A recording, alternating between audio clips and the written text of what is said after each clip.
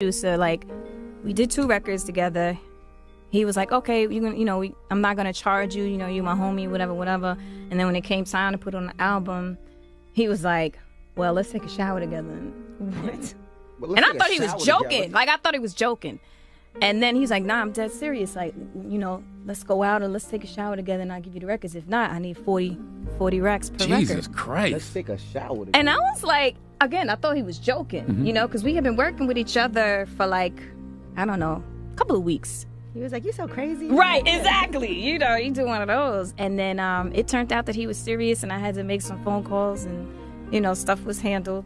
Stuff like that in the music industry is something I always think about. I think about I think about women in the music industry and how, like, you have a lot of talented female artists out there. But if they're not shaking their butt, if they're not saying something overly sexual, as a matter of fact, I actually recently just found out a lot of the female artists actually have males writing for them. And musically, I'm like, man, this is trash.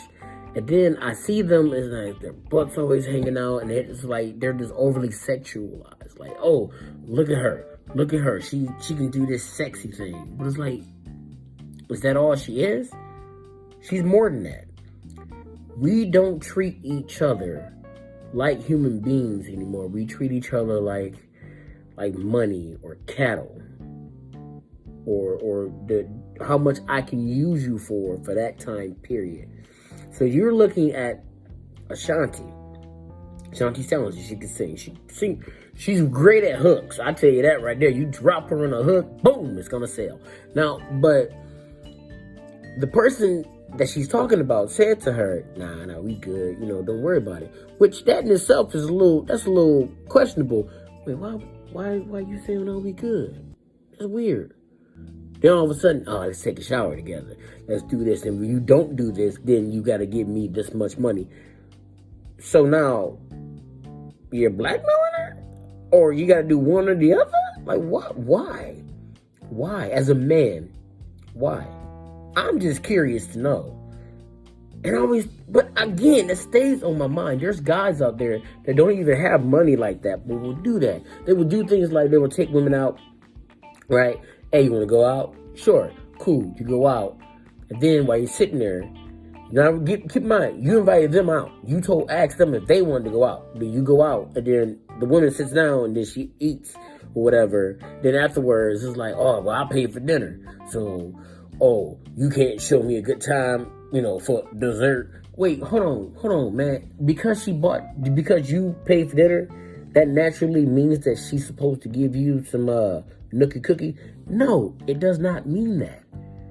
It doesn't at all. But there's women out there that feels pressure and then end up going along with it. It's like our expectations. Like, there's women that have expectations, okay? Where it's like, they go out and they're thinking, oh, this guy's just a really good guy. No, but he's expecting something. And that something that he's expecting involves you taking off your clothes and being naked and getting sweaty and wet with him.